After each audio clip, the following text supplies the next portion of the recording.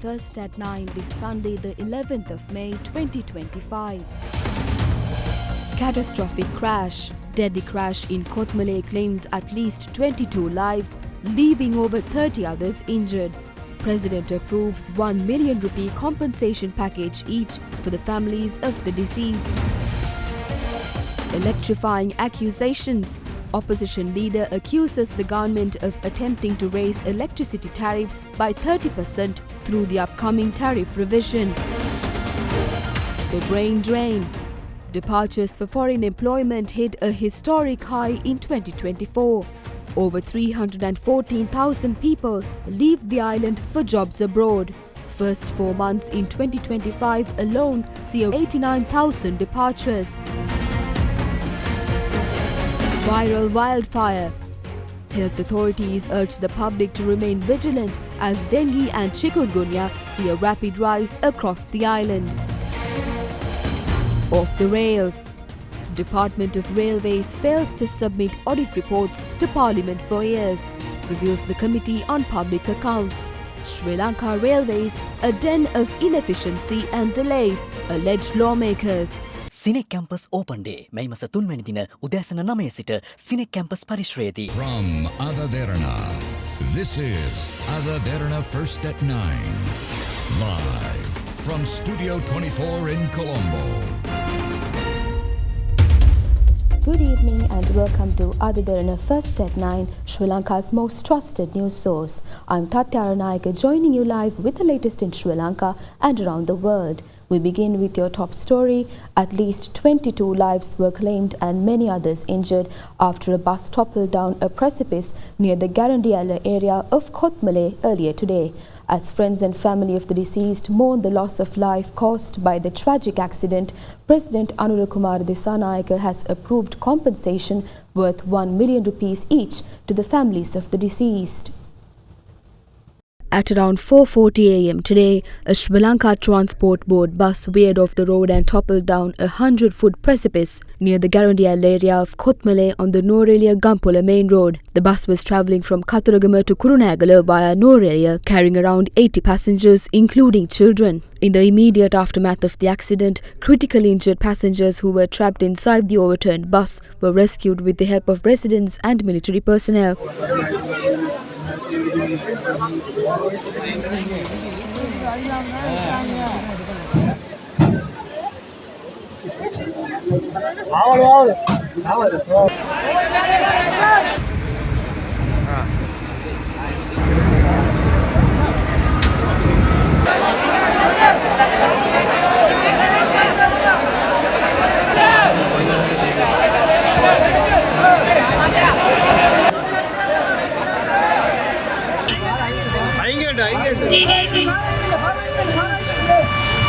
The rescued passengers were subsequently admitted to the Kothmale Divisional Hospital, Norelia District General Hospital, Gampola Teaching Hospital and the Navalapitiya Base Hospital. 28 passengers were admitted to the Gampola Teaching Hospital.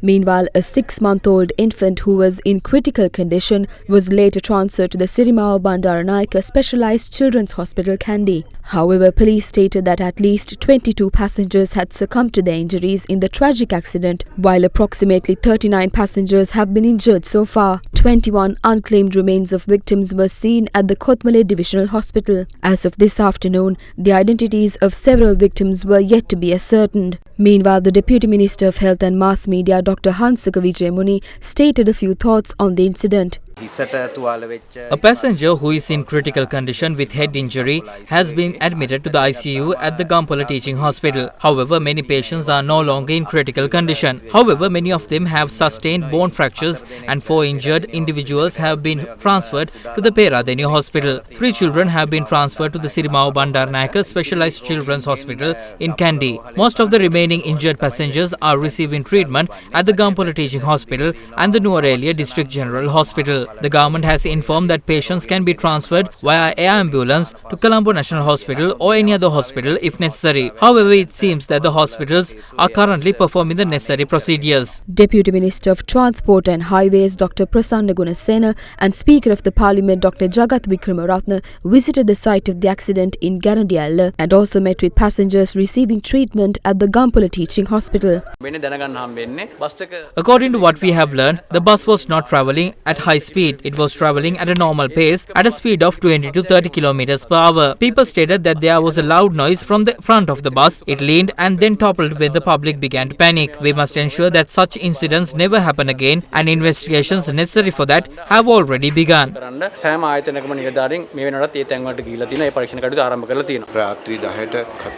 The bus, which departed from Katuragama bound for Kurunagala at 10 pm, travelled through mountain paths. We need to reconsider such procedures and introduce better ones. Around 80 passengers were on board the bus and we must investigate this as well.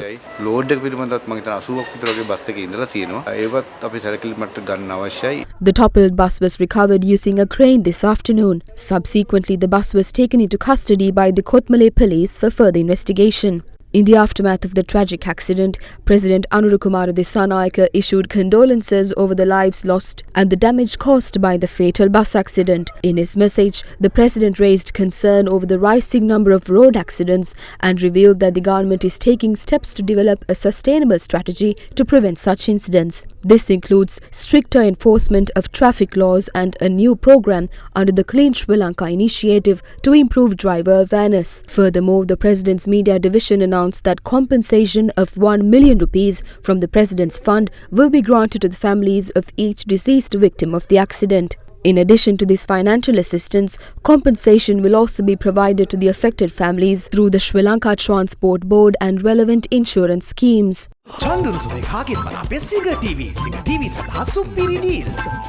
Leader of the opposition Sajith Premadasa claims the government is attempting to increase electricity tariffs by between 25 and 30% in the upcoming electricity tariff revision. Issuing a statement, Premadasa highlights that the government is preparing to take this step to fulfill the conditions imposed by the International Monetary Fund with regard to Sri Lanka's IMF-supported program. Minister of Energy Kumara Jayakodi stated in Parliament on the 8th of May that electricity tariffs are not expected to increase in the upcoming revision, adding that a decision will be made by the end of May. Despite this, Leader of the Opposition Sajith Premadasa issued a statement today claiming that the government is reportedly working to fulfill certain conditions imposed on Sri Lanka by the International Monetary Fund by increasing electricity tariffs ahead of an IMF review scheduled for July. According to Premadasa, the government plans to increase electricity tariffs by between 25 and 30% in the upcoming revision. He highlighted that this decision reflects how the government is not committed to fulfilling the promises it made to the public. In the meantime, the Frontline Socialist Party also claimed that the government is taking steps to increase electricity tariffs to fulfill conditions imposed by the International Monetary Fund. We have received information indicating that according to IMF directives, electricity tariffs are expected to increase by 33%. Additionally, it has come to our attention that the chairman of the CEB has resigned from his position. Given these developments, the situation is becoming clearer.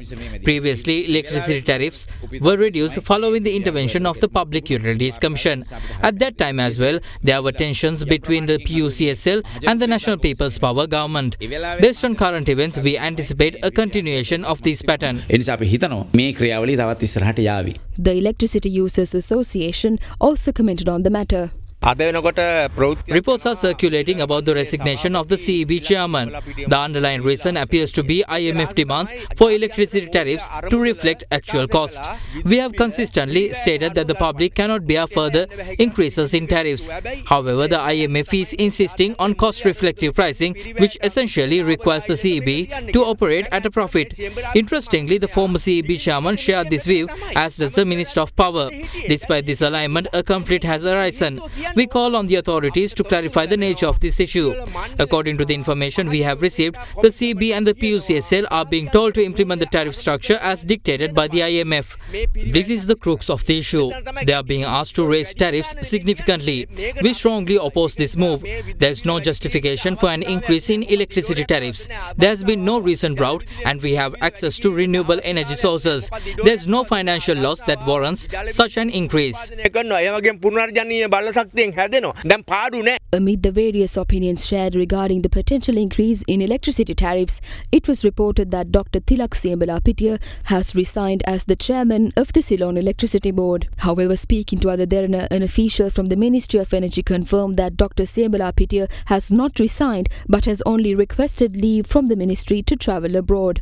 සිනෙක් campus open day මැයි මස 3 වැනි දින උදෑසන 9 සිට CINEC campus පරිශ්‍රයේදී. The Vesak full moon Poya Day, which commemorates the birth, enlightenment and passing of the Buddha, falls tomorrow. In celebration of the most sacred Buddhist festival, devotees have organized meritorious programs and a number of spectacular pantheons across Sri Lanka, along with over 8,000 dansas set to be held across the island tomorrow. Buddhists across the globe are celebrating the Vesak festival, commemorating the birth, enlightenment and passing away of Lord Buddha. As Vesak is said to be celebrated tomorrow, a range of religious observances and cultural festivities are being organized island-wide to mark the occasion.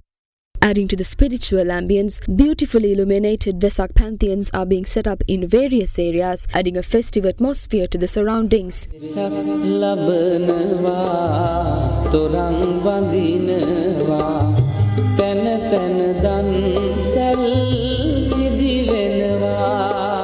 With more than 8,000 dansa registered in view of Vesak, health officials have urged organisers to follow strict hygiene practices, citing previous surges in food and waterborne illnesses linked to dansa during the Vesak season.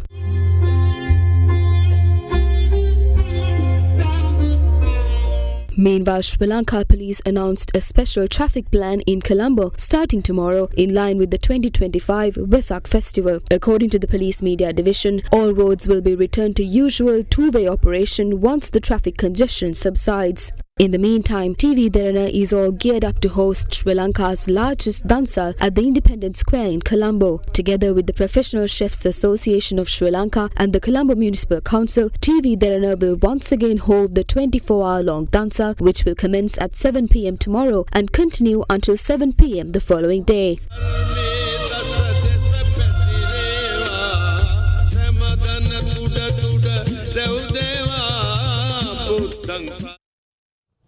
Now, the Committee on Public Accounts disclosed that the Department of Railways had failed to submit audit reports in a timely manner for several years, highlighting that this delay indicates a serious administrative weakness and inefficiency. Senior Deputy Auditor General of the National Audit Office, GHD Dharmapala, asserted that the failure to convene audit management committees has resulted in missed opportunities to address and rectify the persisting critical issues. Over the past 5 years, no meetings of the audit management committees have taken place. Additionally, 18 audit queries raised in 2024 have not been properly addressed. Due to the inability to convene the audit management committee, we lost the opportunity to deliberate on prevailing issues and rectify the identified mistakes.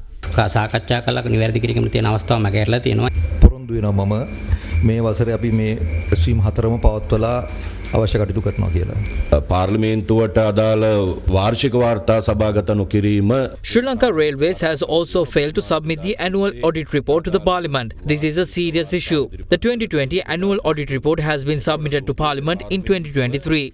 Not only that, but the Railway Department submitted the annual reports for 2020, 2021 and 2022 in 2023. This delay clearly reflects a serious administrative weakness and inefficiency. Regardless of the government in power, government employees must fulfill their responsibilities. In addition, the number of audits conducted is very low and 27 audit queries have not been answered. සපයපු නැති විමසුම් 27ක් තියෙනවා. ගණන විමසුම් 27කට පිළිතුරු හම්බෙලා නැහැනේ. නමුත් දැන් ඉන්න ප්‍රධාන නිලධාරියා විදිහට මේ පහුගිය විගණන මේ අපට පිළිතුරු හම්බෙලා නැති විමසුම් 27ට පිළිතුරු ලබා දෙන්න හැකියාවක් තියෙනවද? පුළුවන්කම තියෙනව නේද? පිළිතුරු ලබා ගැනීම සඳහා I'm aware that there had been a delay in addressing the audit queries. There are 9 sub-departments in total. The final answer to these queries will be provided by all the 9 departments. The delays were caused because we needed all 9 departments to answer together. ඒ අවස්ථාවේදී පොඩි කාලපමාවක් තියෙනවා. එතකොට මේක දෙපාර්තමේන්තුවක්. මේකට අවශ්‍ය පහසුකම් ටික සපයලා තියෙනවා. This is a department which has been provided with the required facilities. Why have you wasted 2 years just to deploy officials and submit the audit reports? Delay persists mainly due to the inability to convene audit management committees. All these issues are connected to each other. I don't think any one of you will attempt to find a solution to these issues even after this meeting today. This is the other issue we have. There's a major inefficiency within this department. මේක ඇතුලේ තියෙන ලොකු අකාර්යක්ෂමතාවක්. The National Dengue Control Unit urges the general public to take necessary measures to keep their surroundings clean in a bid to control the spread of dengue and chikungunya. Taking the recent surge of dengue and chikungunya cases into consideration, the NDCU noted that patients experiencing fever, muscles and joint pains, nausea and red spots in their skin should consult a qualified doctor and get a diagnosis immediately. With inclement weather persisting throughout the island from time to time, a surge in dengue and chikungunya cases have been reported. According to the latest figures collected by the National Dengue Control Unit of the Ministry of Health, 1,926 dengue cases have been recorded during the first 10 days of May alone. 10 dengue-related deaths have been reported so far in 2025, while the case fatality rate stands at 0.04%. While the deadly dengue virus runs rampant, chikungunya, another disease transmitted by the female Aedes mosquito, has proliferated considerably over the past few days. A patient infected with chikungunya will generally show symptoms of fever, headache, muscle pain, swelling of joints and severe pain, as well as a rash.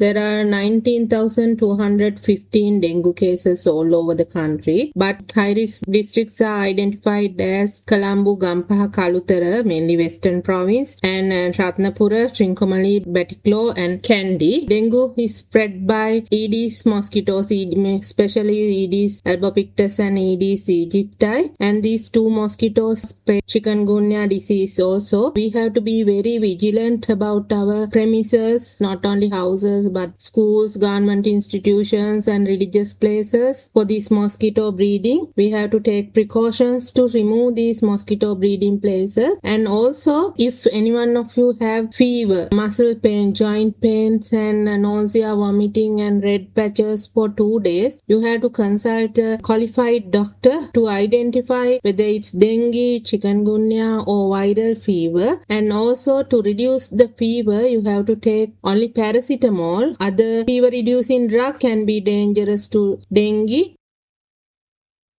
With that, here's a look at more local news across the island in brief.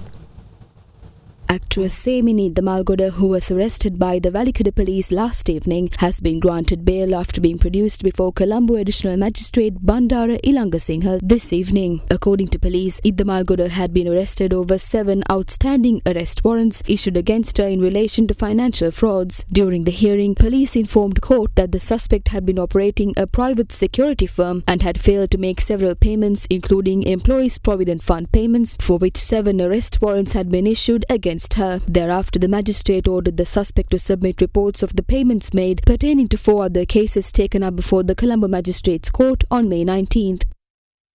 Meanwhile, at least 20 persons were injured when a private bus travelling between Valimada and Bandarawala veered off the road and toppled off a precipice in the Dairabe area of Valimada. The incident, which occurred last night, claimed the life of an individual, while the other critically injured individuals were rushed to the Mirahawata Divisional Hospital. In other local news, 4 individuals have been apprehended by Sri Lanka customs officers along with a consignment of foreign manufactured cigarettes valued at 60 million rupees. Sri Lanka customs revealed that this is the largest cigarette seizure in recent history.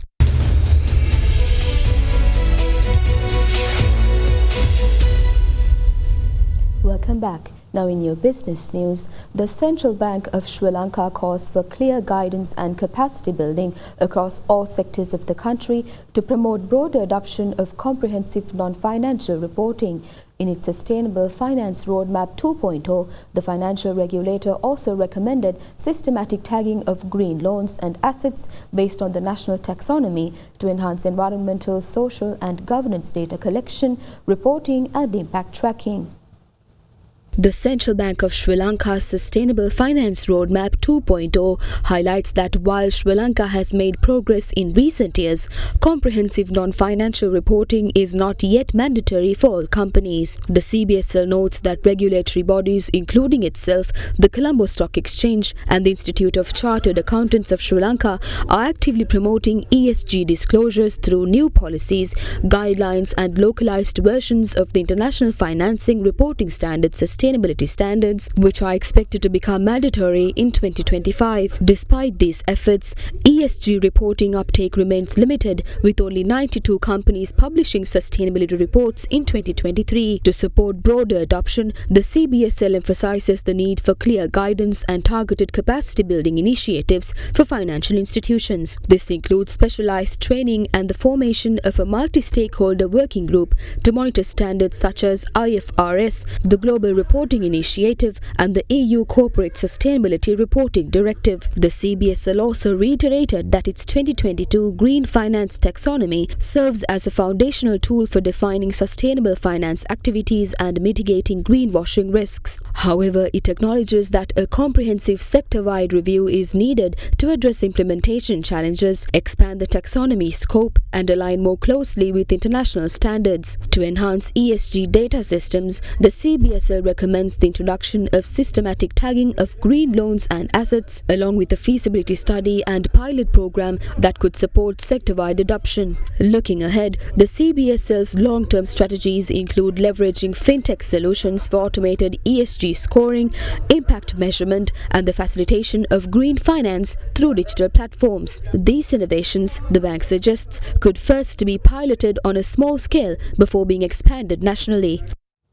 Departures for foreign employment in 2024 reached 314,828, the highest annual figure recorded in the country's history, according to data from the Central Bank of Sri Lanka. The CBSL's quarterly report also provisionally estimates total departures for foreign employment during the first 4 months of 2025 at approximately 89,132. The 314,828 total departures for foreign employment in 2024 surpassed the previous record of 310,953 set in 2022. Most of these departures, namely 80.6%, were to Middle Eastern countries, while a notable share also migrated to other Asian countries and European region. CBSL data shows a decline in foreign employment departures in the fourth quarter of 2024 compared to the third quarter of the same year. Both male and female departures were predominantly in the skilled category, with nearly 78% of total migrant workers classified as skilled laborers. The highest percentage of male migrant workers, 19%, were in the 25 to 29 and 30 to 34 age groups, while the largest share of female migrant workers, also 19%, fell within the 40 to 44 age group. In 2024, a total of 186,674 males and 127,176 females departed for foreign employment. Meanwhile, official worker remittances increased by 10.1% year-on-year to $6.6 billion in 2024. The majority of remittances originated from the United Arab Emirates, Kuwait, Saudi Arabia and Qatar. Additionally, $139.7 million were received from other countries, while $184.4 million were channeled through various global remittance platforms. The central bank further reported that total remittances from January to April 2025 amounted to $2.46 billion, with foreign employment departures during the same period provisionally estimated at 89,132.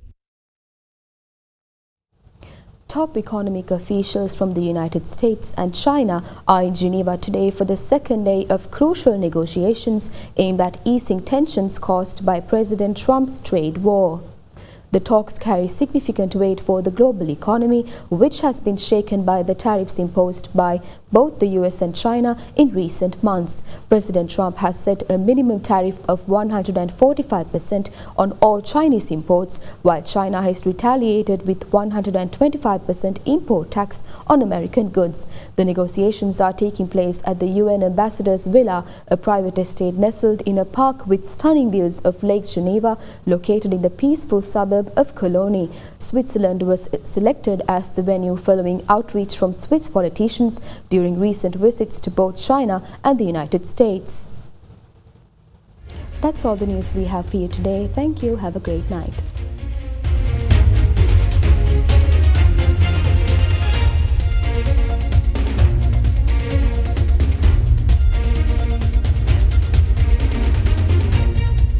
For news and information you can trust 24 hours a day, visit adaderana.lk.